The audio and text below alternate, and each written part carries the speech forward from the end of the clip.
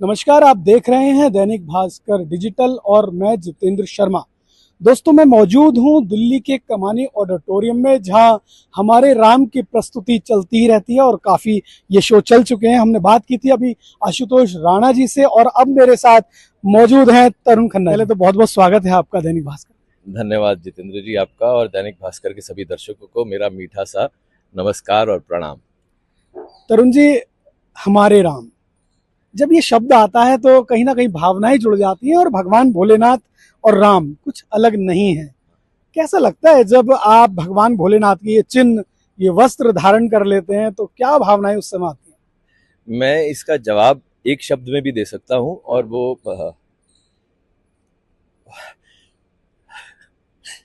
देखिए, भावुक इसे कहते हैं, भगवान की वाकई कृपा रहना। वो शब्द है सत्संग।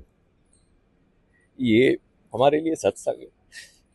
और देख रहे हैं आप, जिसके जिसके अटायर में मैं हूं, कभी सोचा नहीं था कि ये इतना प्यार मिलेगा इस शो को या इस कैरेक्टर को।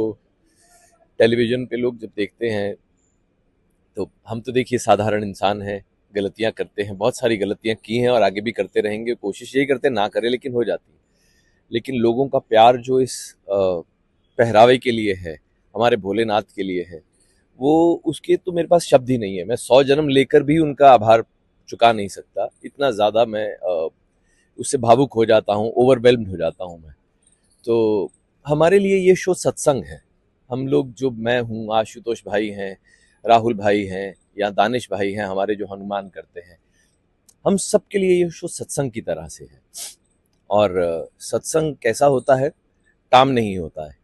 तो वो जो हमारी फीलिंग है, वही फीलिंग ऑडियंस में व्याप्त हो जाती है।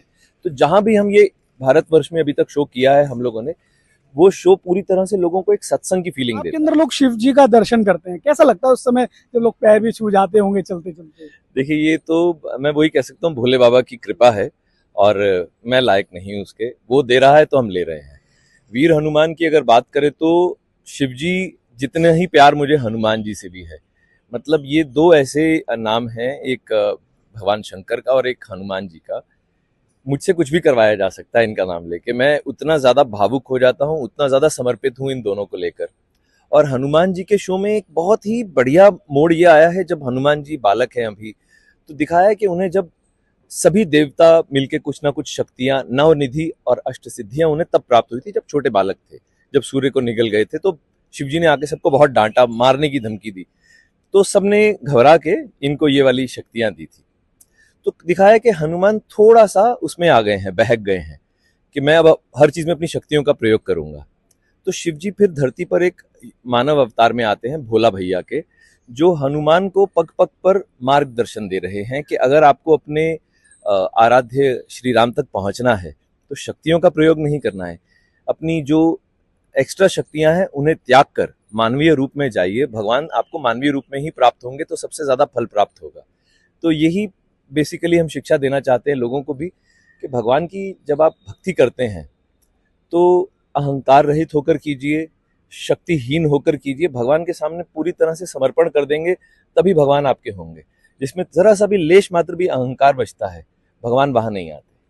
सावन का पवित्र महीना है, अपने भक्तों को क्या कहना चाहेंगे? भगवान भोलेनाथ के रूप में आप हैं ही, तो कुछ विशेष सलाह, जिस तरह से लोग कांवर लेके आते हैं, कुछ त्रुटियां भी होती हैं, बहुत सारी देखा गया है कि उद्दंडता भी होती है, तो उसके लिए कुछ दो शब्द कहना चाहेंगे? देखिए, भगवान शंकर जो है, मेरे हिसाब से इस पूरी धरती पर मानव जाति को जो जीने का ब्लूप्रिंट है वो उन्होंने दिया है।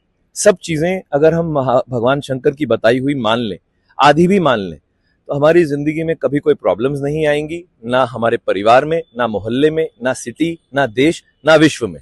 ये जो आज लड़ाइयां कर रहे हैं, सब एक दूसरे को मारने के लिए दौड़ रहे हैं और हथियार खरीद रहे हैं। सिर्फ एक बार सिर्फ भगवान शंकर की बातें सुन लीजिए, उनसे ज्यादा विध्वंसकारी कोई नहीं है। प्रलय, जब लय टूटती है तो प्रलय आती है, तो प्रलय वो लाते हैं। तो वो भी आपको हमेशा शांति ही बोलते हैं। जब प्रलय लानी होगी तो प्रभु लाएंगे, आप लोग प्लीज प्रलय लाने की कोशिश ना करें। और जहां तक उन लोगों की बात है जो श्रावण की बात कर रहे हैं, तो श्रावण में हम सबको, जितने भी सनातनी हैं और जितने भी भगवान शंकर को मानने वाले, वो किसी भी धर्म के हो सकते हैं, भगवान शंकर सर्वव्यापी हैं। तो वो सबके हैं, वो सिर्फ हिंदुओं के नहीं, वो सबके हैं। तो जो भी उनको मानते हैं वो श्रावण की सभी चीजों को अच्छे से फॉलो करें, भोलेनाथ की प्रार्थना करें और भोलेनाथ के नाम पे प्रतिदिन एक नेक कार्य करें। आप देखिए दुनिया में अपने आप बदलाव आ रहा है। अरुण खन्ना शिक्षाविद थे, अमेरिका से रिटर्न है, मतलब इतने लेखक होने के बावजूद अचानक से क्या हुआ कि भाई हमारे राम सीरियल करना है, बहुत सारे सीरियल छोड़ के? देखिए मैंने ये भगवान शंकर का रोल सब जगह कर लिया है, सिर्फ थिएटर एक रह गया था। ये एक ऐसी विधा है जो एक आर्टिस्ट को सबसे बड़ा चैलेंज देती है। आज हमारा 260वां प्रस्तुति है और यकीन मानिए मैं अभी अभी परफॉर्म करके आ रहा हूँ थोड़ी देर पहले, और मैं यही बात कर रहा था कि इस पूरी यूनिट में 120 प्लस लोग हैं हम, सबसे ज्यादा नर्वस और सबसे ज्यादा डरा हुआ हर बार मैं ही होता हूँ, क्योंकि मुझे तांडव करना होता है।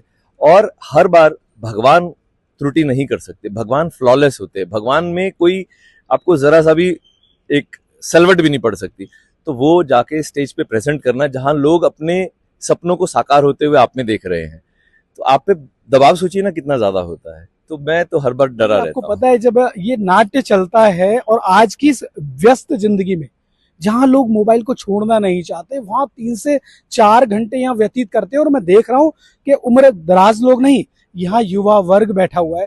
तो उस समय देखकर क्या लगता है, नहीं आज भी लोग अपनी संस्कृति के प्रति जागरूक हो रहे हैं या हो चुके? जी, देखिए मैंने सबसे पहला शब्द लिया सत्संग।